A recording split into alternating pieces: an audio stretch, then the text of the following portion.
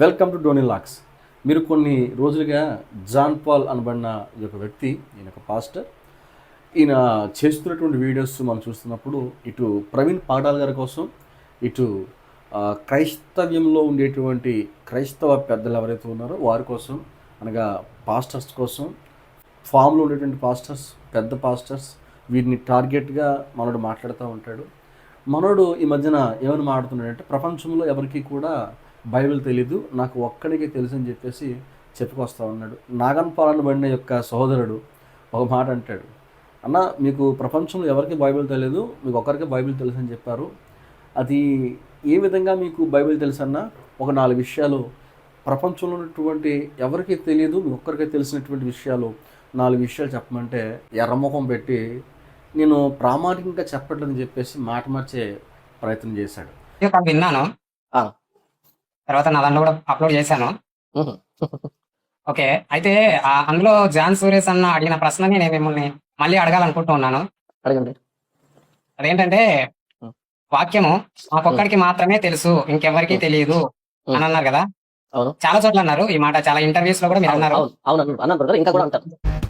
Okay okay, అయితే నా ప్రశ్న ఏంటంటే, మీకు మాత్రమే తెలిసింది ఇంకా ఏ పాస్టర్ కు తెలియనివి ఒక 4 విషయాలు చెప్పగలరా బైబిల్ నుండి? ఓకే, చెప్తాను, వినండి. First of all, John Suresh అనే వ్యక్తితో నేను అన్నది, ఆ వ్యక్తి ప్రొవోక్ చేస్తూ, అంటే నీకే తెలుసా ఇంకెవరు తెలియదా అని ప్రొవోక్ చేస్తూ బ్రదర్, జాన్ సురేష్ అన్న గారి గురించి వదిలేయండి, ఆయన గురించి నేను చెప్పేదండి. ఫస్ట్ ఆఫ్ ఆల్, నా ఆన్సర్ పూర్తి విను. ఓకే, పూర్తి విను ఆన్సర్. అది మీకు అర్థమైతే మరొకసారి మళ్ళీ చెప్తాను, ఇబ్బంది. ఫస్ట్ ఫినిష్ కావాలి నేను చెప్పేది. ఓకే, అంటే ఇక్కడ జాన్ సురేష్ గారి టాపిక్ వద్దంటున్నాను నేను. మరలా చెప్పాను, ఆయన జాన్ సురేష్ జాన్ నాకు సంబంధం లేదు. నేను చెప్పే విషయం ఫస్ట్ వినలేదు. ఓకే, ఇక్కడ ఆయన ప్రొవోక్ చేస్తూ పదే నీకే తెలుసా, ఇంకెవరికి తెలియదా, నీకే తెలుసా అని అంటూ ఉంటే, నేను రెటారిక్ గా ఆయన తిరిగి కౌంటర్ చేస్తూ ఎస్ నాకే తెలుసు అని. దాని అర్థం ఏంటంటే, అది మా ఇద్దరి మధ్య జరిగిన సంభాషణ. ఇలా సోషల్ మీడియాలోకి వచ్చి ఆకే వాక్యం తెలుసు, ఇంకెవరికి వాక్యం తెలియని స్టేట్మెంట్ నేను ఇస్తే అప్పుడు అది ప్రామాణికం అవుతుంది. నిజంగానే నేను యూట్యూబ్ లో ఎవరైనా ఫాలో కాను. స్టార్టింగ్ లో నేను పరిచయం వచ్చిన స్టార్టింగ్ లో కానీ నేను యూట్యూబ్ లో రాకముందు కానీ కొంతమంది ప్రసంగాలు వినేవాడిని. ఎలా చెప్తున్నారు వీళ్ళు, ఏ పాయింట్ తీసుకున్నారు, ఎలా చెప్తున్నారు, అబ్జర్వ్ చేసి వినేవాడిని, కొన్ని విషయాలు నేర్చుకున్నాను. సో ఇటువంటి విడ్డూరాలు గత కొన్ని రోజులుగా ఎంతలో విచిత్రాలు జాన్ పాల్ నోట్ నుంచి మనం చాలా చూస్తూ ఉన్నాం. ఈ వీడియో చూస్తే మనకు అర్థమవుతూ ఉంటుంది. ఇటువంటి పరిస్థితుల్లో మనం చూస్తున్నప్పుడు కాస్త ఈ నవ్వులు పాలవుతున్నాం, అవమాన పాలవుతున్నాం అని చెప్పేసి అర్థం కావట్లేదు జాన్ పాల్ గారికి. ప్రవీణ్ పాడాల్ గారు ఇతని యాక్సిడెంటే అని చెప్పేసి పైగా ఏమంటాడంటే, క్రీస్తు వంటి యేసు వంటి పడనటువంటి వారిని చర్చెస్ మీద పాస్టర్స్ని దోషులాడి కొట్టేటువంటి వారిని మనం మొత్తన్మాదులు అని పిలుస్తూ ఉంటాం కదా. సో మొత్తన్మాదులు ఏ విధంగా మాట్లాడుతూ ఉన్నారో ఈ జాన్ పాల్ కూడా ఒక మొత్తన్మాదిగా మాట్లాడుతూ ఉన్నాడు.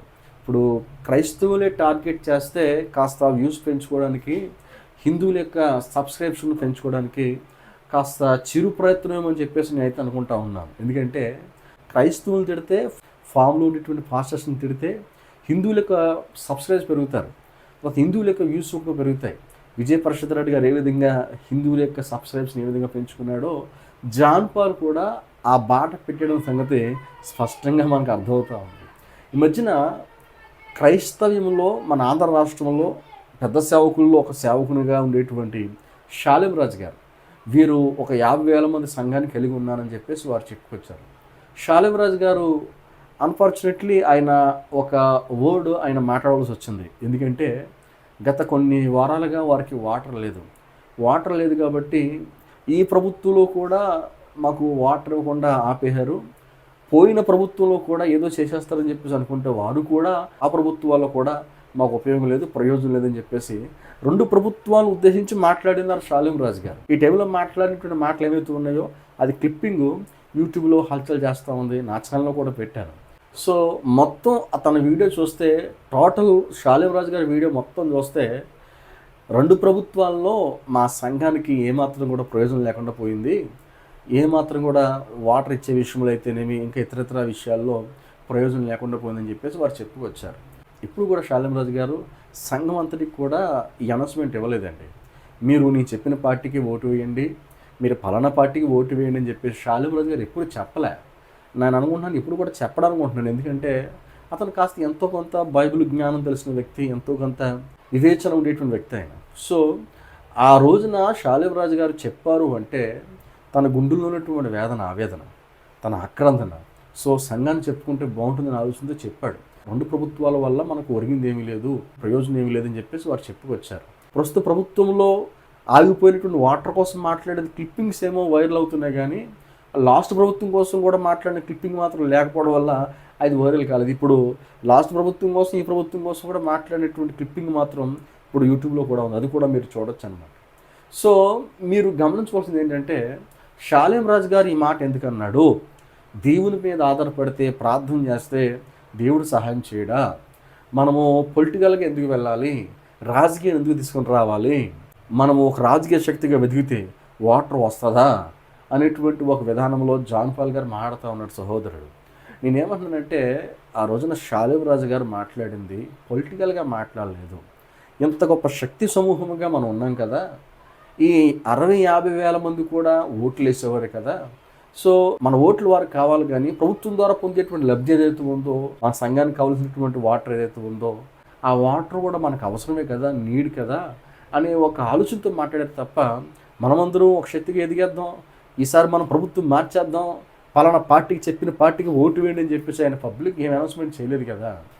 చూద్దాం అనే మాట ఎందుకన్నాడు?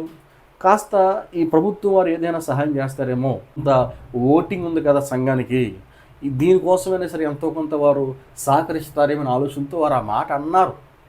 అది నేను అనుకుంటున్నాను. ఎందుకంటే వారు ఏ పాపాన్ని ఎప్పుడు కూడా పొలిటికల్గా ఎప్పుడు ఇన్వాల్వ్ అవ్వలేదు, ఇన్వాల్వ్ అవ్వడు కూడా. సో దీన్ని ఆసరాగా చేసుకొని పాపం జాన్ పాల్ గారు కథం తొక్కేస్తూ ఉన్నాడు, కింద మీద పడిపోతూ ఉన్నాడు. ఒక వీడియో వెంబడి ఒక వీడియో, రోజుకో వీడియో పెడేస్తూ ఉన్నాడు షాలేం రాజు గారి మీద. సో షాలేం రాజు గారి మీద రోజుకో వీడియో పెడుతూ అంటాడు ఆయన, నేను కొన్ని సంవత్సరాల క్రితం నాకు కూడా వాటర్ ఆపేశారు, అయితే నేను ఎండి ఆఫీస్కి ఎంఆర్ ఆఫీస్కి తెగ తిరిగేశాను, ఉపయోగం లేదు, క్రైస్తవం అంటే పడనివాడు, క్రీస్తు అంటే పడనివాడు, పాస్ట్ అంటే పడనివాడు, నీకు వాటర్ రానవని, నేను ఇప్పుడు రానని వెళ్ళిపోయిన తర్వాత తదనంతరం కూడా వాటర్ రానవను, పార్టీ మారిన వాటర్ రానని చెప్పి శపథం చేశాడు. అయితే మా వాళ్ళందరూ కూడా కాస్త చాలా హడబడి చెందారు, కంగారు పడ్డారు, ఇంకా ఏదేదో కథను తొక్కేటువంటి ప్రయత్నం చేశారు. నేను వారికి ఒక మాట చెప్పాను, మనం ప్రార్థన చేద్దామని ప్రార్థన చేసాం. ప్రార్థన చేసేటప్పుడు ఒక పేలుడు శబ్దం వినిపించింది. అక్కడ వెళ్ళేసరికి పైప్ లైన్ బిగిస్తూ తర్వాత వారు పంపు వేస్తూ ఉన్నారు, వాటర్ పంపు కూడా బిగిస్తూ ఉన్నారు. సో నేను కూడా చక్కగా వాటిని అమర్చుకొని నేను కూడా సెట్ చేసుకునేటువంటి టైంలో నాకు ఒక కంట్రీ నుంచి 60,000 పడ్డాయి, మరలా 60,000 పడిన 1,20,000 నా అకౌంట్లో పడ్డాయని చెప్పేసి చెప్పుకొస్తూ ఉన్నాడు. బాగుంది, ప్రార్థన మీద ఆధారపడడం అనేది చాలా ప్రాముఖ్యమైంది. సో మరి షాలేం రాజు గారు ఆయన ఆ టైంలో ఈ పైపు లైన్ నుంచి వాటర్ రప్పించుకునే ప్రయత్నంలో అధికారులను కొనడం పెద్ద కష్టం కాదు ఆయనకి. ఆయన రాజకీయ నాయకులతో మాట్లాడే సత్తా కూడా ఆయనకు ఉందో చెప్పాలంటే. అధికారులతో మాట్లాడే సత్తా ఆయనకుంది, నాయకులతో మాట్లాడే సత్తా ఆయనకుంది. రెండవది, వారిని కొనేయడం పెద్ద కష్టమేం కాదు, వారు అమ్ముడైపోతారంటే అది వేరే విషయం. సో కొనగల సత్తా ఆయనకు ఉంది కదా. ఎందుకంటే 50-60 వేల మంది విశ్వాసులు, ఇంతమంది విశ్వాసులు పెట్టుకుని ఏమంటే తలో ఒక్క 100 రూపాయలు ఇచ్చినా, లేకపోతే తలో ఒక 500 రూపాయలు ఇచ్చినా, ఒక 1000 రూపాయలు ఇచ్చినా పని చాలా సులువు కదా. పని చేయించేసుకోవడం, సొంతంగా వాటిని సెట్ చేసుకోవడం చాలా సులువు కదా. సో ఆనాడు ఆయన మాట్లాడేది ఏంటంటే, నీకు ఎక్కడో 1,20,000 పడేదానికోసం నువ్వు కొన్ని రోజులు ప్రార్థన చేశానంటా ఉన్నావు. ఈయన ప్రార్థనకు ప్రతిఫలముగా వేల మందిని విశ్వాసాలు ఇచ్చాడు. నీకు ఆ రోజున 50 మంది, 60 మంది, 30 మంది విశ్వాసం ఒకవేళ ఉండును కాక. సో అలా నువ్వు ప్రార్థన మీద ఆధారపడ్డావు. ఈరోజు ఇన్ని వేల మంది విశ్వాసాలు కావడానికి, ఇన్ని వేల మంది సంఘంగా చేర్చబడడానికి తను చేసినటువంటి ప్రార్థన ప్రతిఫలం కాదంటావా? తను ప్రయాసపడినటువంటి ప్రయాస ఫలం కాదంటావా? అందులో ప్రార్థన కూడా ఉంది కదా, అందులో వాక్య ధ్యానం కూడా ఉంది కదా, ఆత్మల కోసం మంట ఉంది కదా. సో ఇవన్నీ ఉండడం వల్ల దేవుడు ఇంత సమూహాన్ని సంఘంగా అప్పగించాడు షాలేం రాజు గారికి. సో మరి వారందరూ తలో రూపాయి వేస్తే, తలో ఇంకొంత సహాయం అందిస్తే, తను సొంతంగా సెట్ చేసుకోవడం పెద్ద కష్టం కాదు, వాటర్ అప్పింగ్ చేసుకోవడం పెద్ద కష్టం కాదు ఆయనకి. సో పెద్ద లాజిక్ మాట్లాడుతున్నట్లుగా పెద్ద ఏదో నేనేదో పొడి చేస్తున్నాను, నేను దేవుడు నా జీవితంలోనే కార్యం చేశాడు, ప్రార్థన చేస్తేనే కార్యం జరుగుద్ది అనేటువంటి ఒక కొత్త పాట నేర్పేటువంటి ప్రయత్నం చేశాడు జాన్ పాల్. ఇలాంటి ప్రార్థనలు, ఇలాంటి ప్రార్థన ద్వారా జరిగేటువంటి కార్యాలు షాలేం రాజు గారి యొక్క పరిచర్లో చాలా ఉన్నాయి. వారు కోవిడ్ టైంలో ఒక్కొక్క ప్రార్థన జవాబుని వారు కోవిడ్ టైంలో యూట్యూబ్ ద్వారా వారు అందించారు. చాలా వీడియోస్ యూట్యూబ్లో ఉన్నాయి, ఒకసారి వెళ్ళి చూడి అర్థమవుద్ది. సో నీవేదో లాజిక్ గెలుచుకోవడం కోసం, నీ వాదన నెగ్గించుకోవడం కోసం, తాలింరాజు గారిని నింద వేయడం కోసం, ఏదో ఒక బండ తన నెత్తి మీద పెట్టేయడం కోసం చాలా చిరు ప్రయత్నాలు చేస్తూ ఉన్నాం. ఇది కరెక్ట్ కాదు జాన్ పాల్. నువ్వు ఒక సేవకుని నిందించడానికి ఏదో ఒక లాజిక్ని పట్టుకొని ఏదో ఒక ఇన్సిడెంట్ అది నా జీవితంలో జరిగిందని చెప్పేసి జరిగినట్టుగా మాట్లాడేటువంటి ప్రయత్నం చేస్తూ ఉన్నాం జాన్ పాల్. ఇది ఏమాత్రం కూడా ఆత్మీయ జీవితానికి కరెక్ట్ కాదు అనే సంగతిని మీకు జ్ఞాపకం చేస్తూ ఉన్నారు. షాలింరాజు గారు ఆనాడు ఆయన ఫ్లోలో మాట్లాడని చెప్పేసి అనుకోం.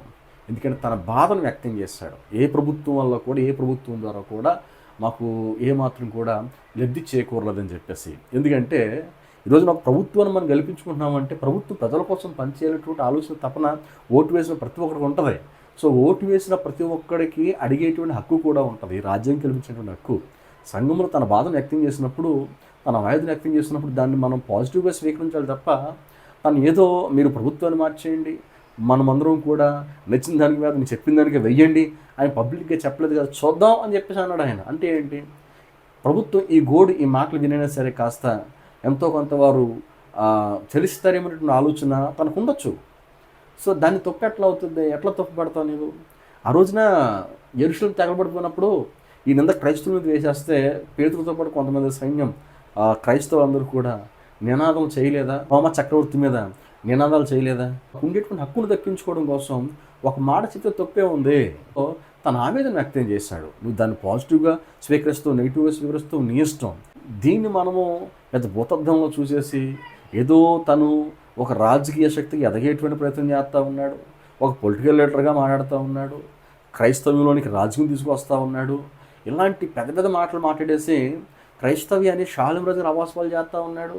రోజున బహిరంగంగా సువార్త ప్రకటించేటప్పుడు ఒక పార్టీకి మనం ఒత్తాస పలిగితే ఆ పార్టీ గెలవకపోతే ఇంకొక పార్టీ గెలిస్తే మనకి ఇబ్బంది ఏర్పడుతుంది కదా, ఇలా చేయడం తప్పు కదా షాలింరాజు గారు అని చెప్పేసి లేని కూడా క్రియేట్ చేసి మొత్తానికి తన భూతద్దంలో చూపించే ప్రయత్నాన్ని జాన్ పాల్ నువ్వు చేస్తూ ఉన్నావు. ఇది ఏమాత్రం కూడా ఒక ఎంత మంచిది కాదనే సంగతిని నీకు తెలియజేస్తూ ఉన్నాను. సో జాన్ సురేష్ అనేటువంటి బ్రదరు ఎప్పటి నుంచి పిలుస్తున్నాడు నేను, ఓయ్ జాన్ పాల్ రావయ్యా డిబేట్ ఇరా నాతో అని పిలుస్తూ ఉంటే ఆయనకేం స్పందించండి నేను. ఆయన ఎందుకు స్పందిస్తూ ఉన్నాడు? ప్రపంచంలో ఎవరికైనా అంత జ్ఞానం బైబిల్ జ్ఞానం, నాకు ఒక్కడికే తెలుసు బైబిల్ జ్ఞానం అని చెప్పి అంటా ఉంటే జాన్ సురేష్ అన్న బ్రదరు పిలుస్తుంటే ఎందుకు అంతలేదు, నువ్వు వెళ్ళు తనతో కాస్త డిస్కషన్ చేయి, నీకున్నటువంటి జ్ఞానం బయటపడుద్ది కదా. అటు తర్వాత డిబేట్ల గురించి మాట్లాడుతుందని, డిబేట్ అనేది స్పెల్లింగ్ తెలియదు, నీతో నేను డిబేట్కి రావడం ఏంటి నాకు తెలియగడుగుతాను. మొన్న ప్రవీణ్ పగడాల్ గారినేమో ఈ విధంగా అన్నావు. ప్రవీణ్ పగడాల్ గారు వక్త, చాలా అద్భుతంగా ఆయన ఆర్గ్యూ చేస్తూ ఉంటాడు, చాలా జ్ఞాన సంపన్నుడు. సో చాలా అద్భుతమైనటువంటి బిబ్లికల్ నాలెడ్జ్ చాలా ఎక్కువగా ఉందన్నట్టుగా తెగ మాట్లాడేసో తర్వాత యాక్సిడెంట్ అని చెప్పేసి తను తాగి చచ్చిపోయాడని చెప్పేదానికి ప్రవీణ్ పగడాల కోసం చాలామంది పాజిటివ్గా మాట్లాడి నెగిటివ్గా కామెంట్ పెడతా ఉంటే నీకు తట్టుకోలేక ఏమంటున్నావు నీవు? తను ఏనాడైనా సరే మెసేజ్ చెప్పినట్టుగా యూట్యూబ్లో ఉందా, వాక్యాలు అందించినట్టుగా యూట్యూబ్లో ఉందా? బయట నాలెడ్జ్, బుక్స్ నాలెడ్జ్ చెప్పడం ఎక్కువ చూసిన తప్ప మనం యూట్యూబ్లో ఆయన మెసేజ్ చెప్పినటువంటి వీడియోస్ ఏమైనా ఉన్నాయని చెప్పేసి నువ్వు తెగ అబద్ధాలాడేస్తున్నావు జాన్ పాల్. ఆ హోటల్లో ఉన్నటువంటి వ్యక్తులందరూ చెప్పారు, సప్తగిరి హోటల్లో అడగండి కాల్ చేశారు, apologetic is a failure ministry, unbiblical ministry అని చెప్పాను. అపాలజెటిక్ అనేది బిబ్లికల్ కాదది అని చెప్పాను. గుర్తుపెట్టుకో, తర్వాత మాట్లాడుకుందాం. సబ్జెక్ట్ విషయం ఆలోచించినప్పుడు బైబిల్ విషయంలో ఆయనకున్నటువంటి ఆ నిబద్ధత, బైబిల్ విషయంలో ఆయనకున్నటువంటి ఆ ఖచ్చితత్వం, ఆ బైబిల్ ప్రకటించే విషయంలో నిర్మోహమాటం, ధైర్యం, ఆ తర్వాత బైబిల్ మీద ఎవరైనా ప్రశ్నించినప్పుడు వారిని ఎదుర్కొనేటువంటి ఆ తెగింపు, ఆ వాక్ చాతుర్యం, వాక్ పటిమ, నిజంగా అన్న మంచి వక్త, మంచి అపాలజెటిక్. అంటే అందరికీ సవాల్ చేస్తున్నాం, యూట్యూబ్లో కొట్టండి ప్రవీణ్ పగడాల చేసిన ప్రసంగాలు ఎన్నో, నంబర్ రాయండి, ఇక్కడ వెతికి రేపు రాయండి. ప్రవీణ్ పగడాల చేసిన ప్రసంగాలన్నీ, ఆ ప్రసంగంలో హిందూ గ్రంథాల జోలికి వెళ్లకుండా, ఇస్లాం జోలికి వెళ్లకుండా, మనుస్మృతి జోలికి వెళ్లకుండా, అంబేద్కరిజం జోలికి వెళ్లకుండా ప్యూర్ గా బైబుల్ గురించే 1 గంట ప్రసంగం ఎక్కడైనా చేశాడేమో ఒక్కటి రాయండి. ఇక్కడ ఒక్క ప్రసంగం రాసి ఇంకేమంటారు, ఇక్కడ ఒక్కటే. ఇన్ని రోజులు బాగా ఉన్నా చెప్పకుండా ఎందుకులే పంచాయతీ, ఏదో సానుభూతి కొట్టుకుపోతున్నారని. మనం చెప్పినట్టు మెసేజెస్ యూట్యూబ్లో చాలా ఉన్నాయి, ఒకసారి వెతుకు. సో తనకున్నటువంటి జ్ఞానాన్ని బట్టి ఇంకా లోకంలో జరిగేటువంటి వాటిని తను అద్భుతంగా చెప్పగలడు. ఎందుకంటే బుక్స్ నాలెడ్జ్ కూడా ఎక్కువగా తనకు ఉంది.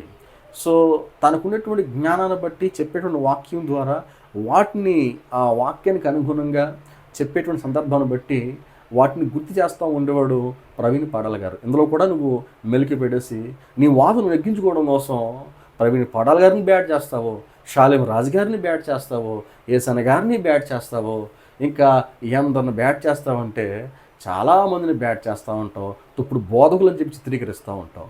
ఇది క్రైస్తవ వాతావరణానికి, ఆత్మీయ జీవితానికి ఏమాత్రం కూడా మంచిది కాదన్న సంగతిని తెలియజేస్తున్నాను జాన్ పాల్. నీ బుద్ధి మార్చుకో, నీ విధానం మార్చుకో, నీ క్రమం మార్చుకో. నువ్వు ఒక పాస్టర్ అనే సంగతి గుర్తుపెట్టుకో. పాస్టర్లా వ్యవహరించాలి, డిగ్నిఫైడ్గా ఉండాలి. ఉన్నతమైనటువంటి సేవకులు, వందల మంది, వేల మందిని ప్రభావితం చేసేటువంటి, దేవునిలో ప్రభావితం చేసేటువంటి సేవకుల్ని తప్పుపెట్టి మాట్లాడి పబ్బం గడుపునేటువంటి ప్రయత్నం ఏమాత్రం చేయక, నువ్వు రేటింగ్ కోసం అయితే, యూట్యూబ్ సబ్స్క్రైబ్స్ కోసం అయితే, దేవుని కోసం మంచి మాట చెప్పి ఆ యొక్క సబ్స్క్రిప్షన్ పెంచుకో.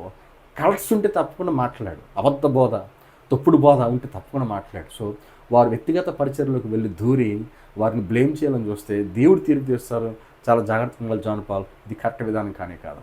థ్యాంక్ యూ, మరి ఉంటాను.